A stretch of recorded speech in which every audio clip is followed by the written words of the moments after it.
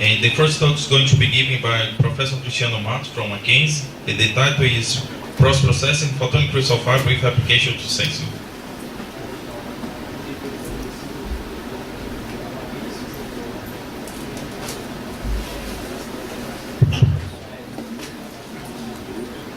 Okay. So, good morning everyone. I'm very happy to be here and taking part in this workshop. I think it's been a very enjoyable and fruitful experience.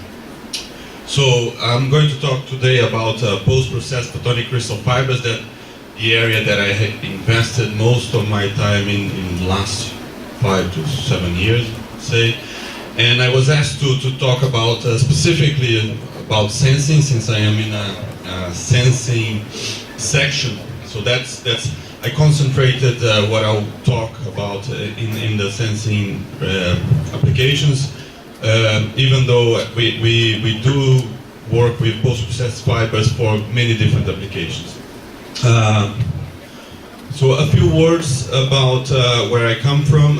So I'm Cristiano de Matos. I'm in the Photonics group at Mackenzie University, but this will actually very soon change, because the Photonics group is actually becoming part of a much bigger research center, which is being called Graphene and Nanomaterial Research Center, MACGRAPH, a center that the university is putting together. Okay, so I'll talk about a little bit about that very, very soon. So, a few words about Mackenzie. Mackenzie is a private university in the center of São Paulo. So, for those of you that are not from Brazil, São Paulo is in the southeast. And within the state of São Paulo, we are in the city of São Paulo and right in the center of São Paulo. This is where the campus is. Mackenzie is, it was the first known state school of engineering. The School of Engineering is more than 110 years old. And it's got more than 30,000 students in this campus. It's a huge university in terms of education, but only very, very recently it started to invest in research. So less than 10 years ago it decided that research was one way for the university to go. And that's when research professors such as myself arrived at the university. So, a few words about MACGRAPH. So, as I mentioned, it's a recent establishment. It was established this year. It's going to be funded by FAPESP and by Mackenzie, and hopefully by other people too, other funding agencies too. Right now we have 8 faculty members. There's 2 in photonics, myself and my colleague, but also chemists and material engineers. And we expect to hire 3 to 4 people, graphene experts in the near future. And because of that, we have a call for open positions here, and this is the website. You can get more information if you are interested. We want both senior and more young PhD researchers to be hired in the area, specifically in the area of graphene.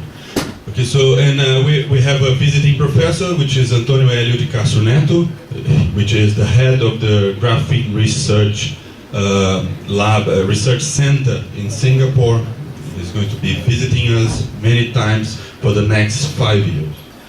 And there's an emphasis to photonic applications, and we have, because of Antônio Hélio, we have a collaboration with the Graphene Research Center in Singapore. So we are very excited with that, and the university is building a 7-story building for this graphene center. And we will have facilities to grow and to characterize CBD graphene, in addition to develop devices based on graphene. So this is the outline of my talk now. I'll briefly revise what photonic crystal fibers are, and then I'll show some previous results from our group on how they can we can design novel concept sensors on photonic crystal, based on photonic crystal fibers, to show that you can easily get distributed resonance sensing for instance, pressure and temperature. And then I'll go on and describe what exactly this talk is about, post-processing photonic crystal fibers. And I'll show two ways of post-processing the fibers. First one is altering the solid cross-section of a fiber. Second one is inserting liquids into the fibers. And then I'll draw some conclusions. So photonic crystal fibers, very briefly in just one slide. These are optical fibers that have an array of holes around the core. And these holes are responsible for guidance. The core itself can be a solid core or it can be a hollow core. When you have a solid core, the guidance mechanism is total internal reflection, or we sometimes call modified total internal reflection. So essentially the same mechanism as in a standard fiber. The core has a refractive index that is higher than the average refractive index in here, so this guides because of total internal reflection.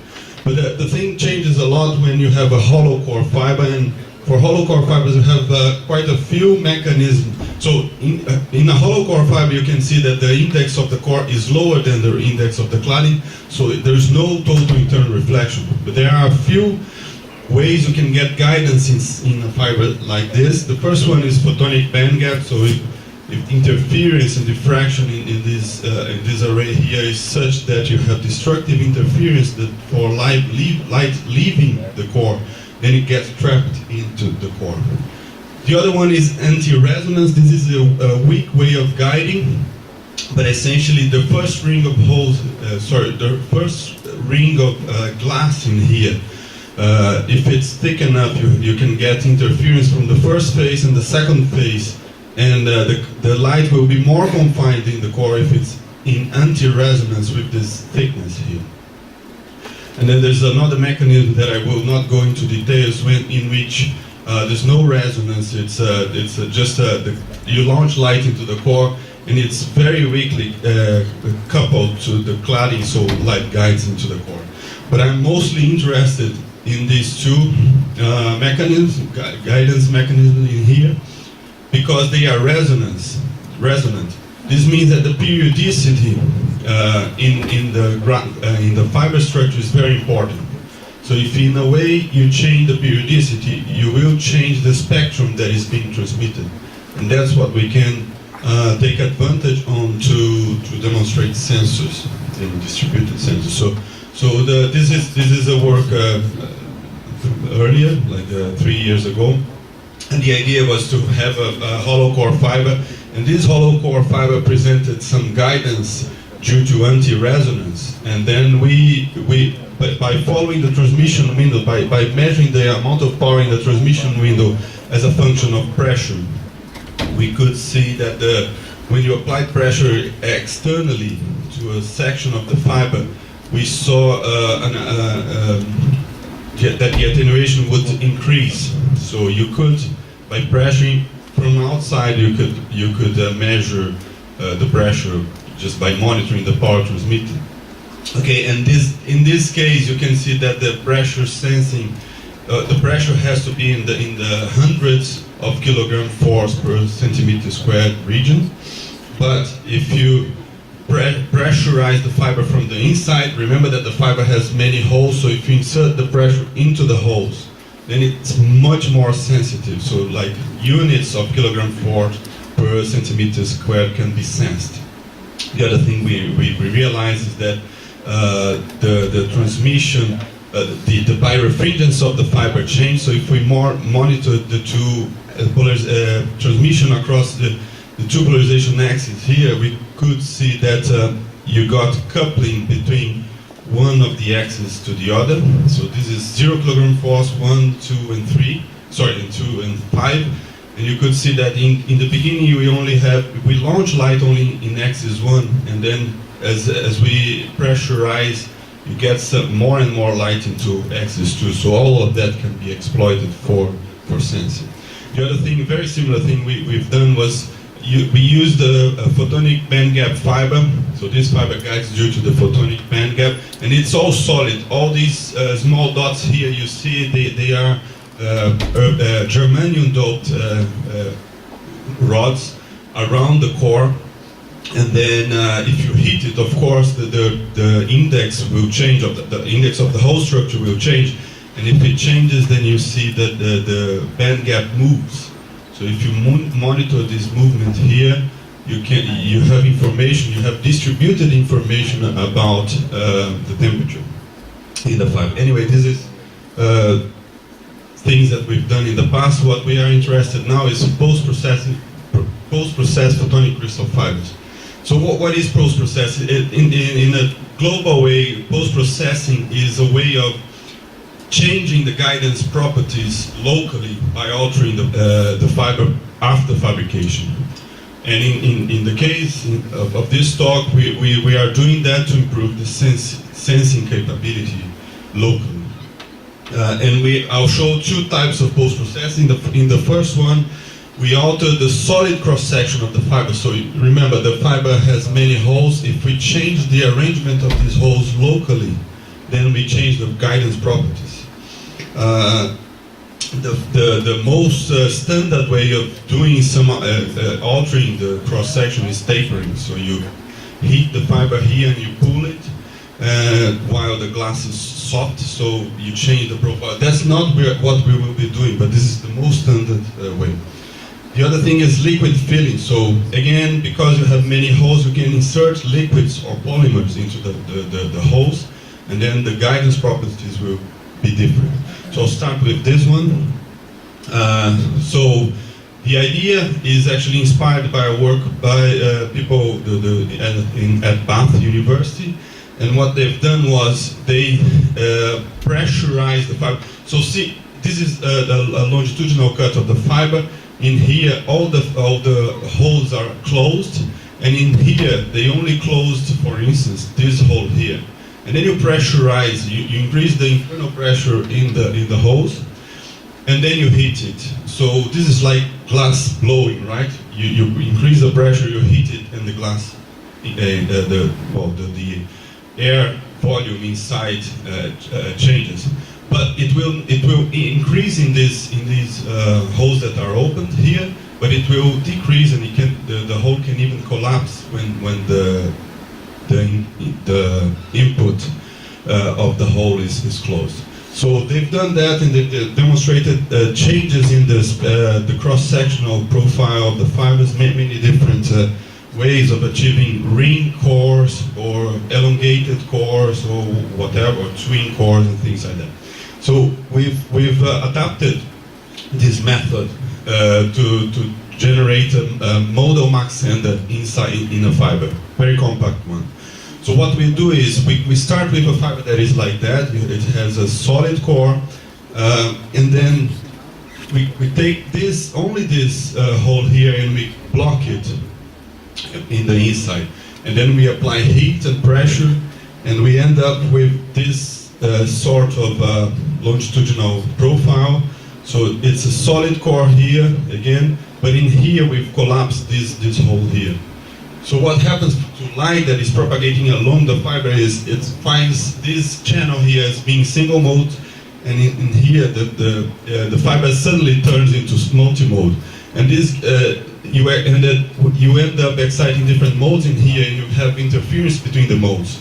So in the end of this channel here, you get only when the modes are in phase, you get again light in here.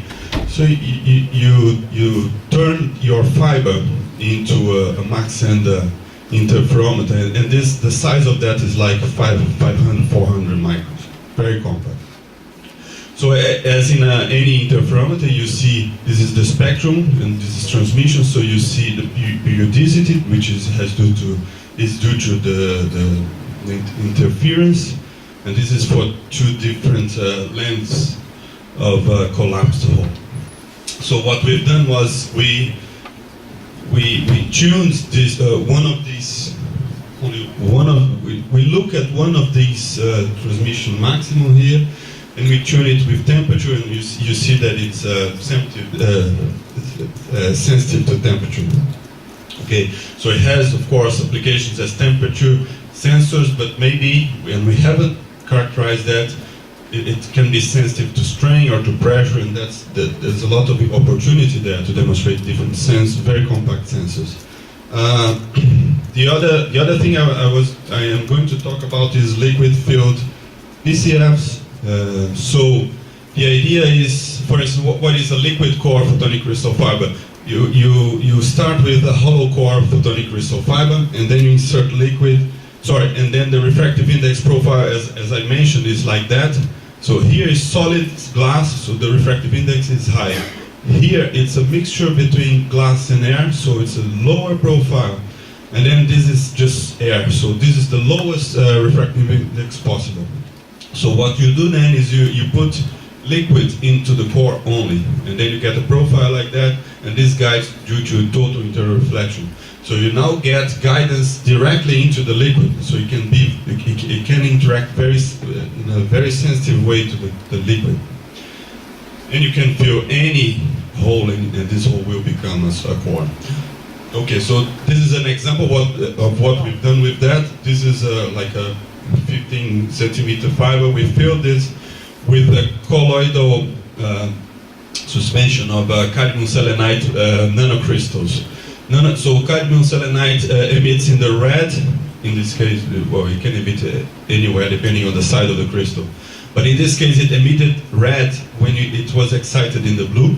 So this is what you see. This is the excitation. This is the fluorescence. And this fluorescence, again, is temperature sensitive. So if you look at the spectrum of the transmitted fluorescence or luminescence, it changes with temperature.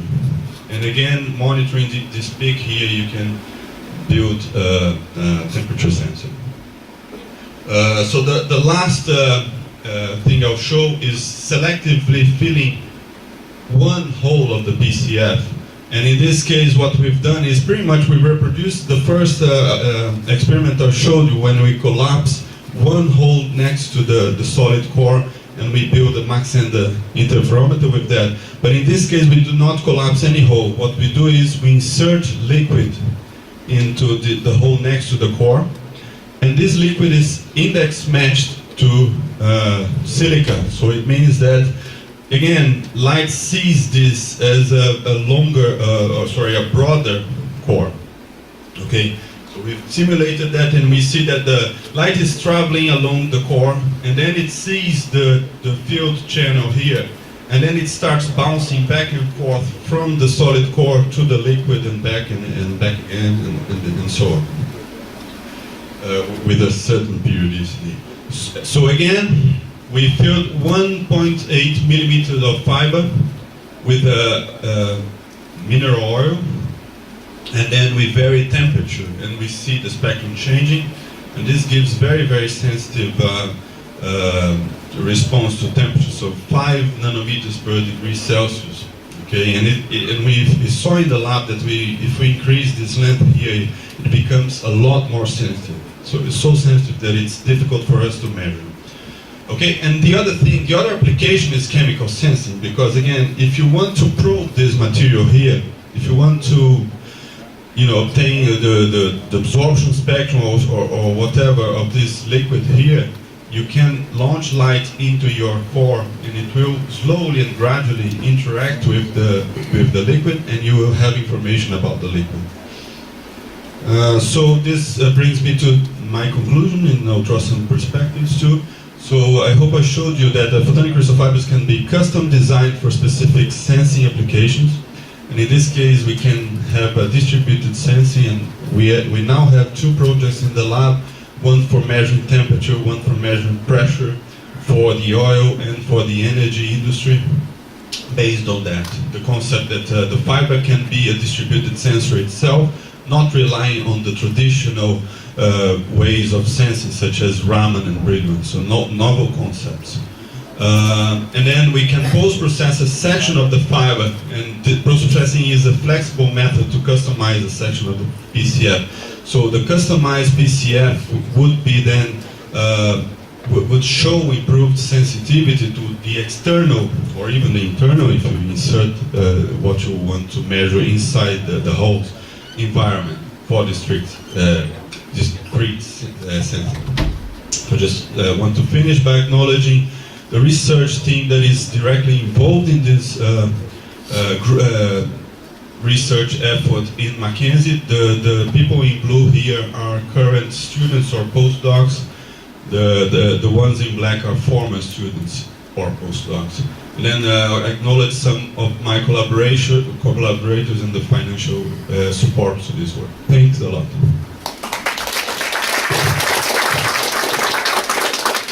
Okay, the talk is open for questions. We have time for 2 first questions.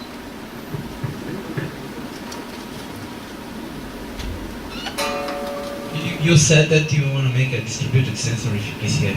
Yeah. But what's the length of the sensor that you think? The length of the distributed sensor. It depends a lot on what you want to do. Photonic crystal fibers can be pulled for hundreds of meters at least. Okay, the ones with holes. But there are some other easier ones to pull. For instance, I didn't have time to show it in detail, but let's see if I get it right. This fiber here. This fiber here is it's called a no-solid photonic bandgap fiber. It's got no holes at all, so you don't have really to play with pressure while you're pulling it. So this is just pure silica and germanium doped silicon. So it's, in a way, it's like a multi-core fiber, but you don't want to guide into these cores. You want to guide into this middle core here. So this one is much easier to make. Okay, and in principle it could be pulled for kilometers if you want to. The losses in PCF are going to be extremely high for this type of application, because when you think about the remote distributed sensing, 10 kilometers or as like this type of length, in the PCF it's not quite difficult to make them. Just okay, sensing in terms of loss, sensing is a much easier application to work with than telecom. Okay, telecom you want to have as low loss as possible. For the sensing community, if you have a 10 dB loss, that's fine. What we plan to do is not we want to sense a length that is less than 1 kilometer, and then we want to take the information and send to wherever. And then this can be done with a standard fiber. So this is just a matter of splicing the standard fiber that will be used only for, delivering and collecting the signal to the photonic crystal fiber.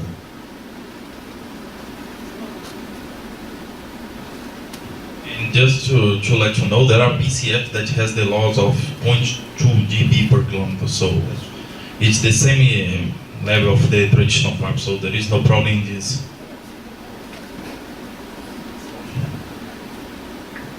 Okay, so it's 2 different things. When we collapse a hole or when we do the post-processing I mentioned here, this will be only for, this is a discrete sensor that is like 1 millimeter in length. Not, the distributed sensor is not like that, right? Then you have to fabricate it to begin with the way you want, okay? Is there any other questions? Let's move to the next presentation. Let me just add one thing, very short one. Okay, 2 seconds. Okay, we actually characterize the losses of these collapses or liquid insertions, and they are about 2 dB. Okay, so you can still stack, say, 5 of these along the fiber, and it's no problem. Okay, let's make the speaker again.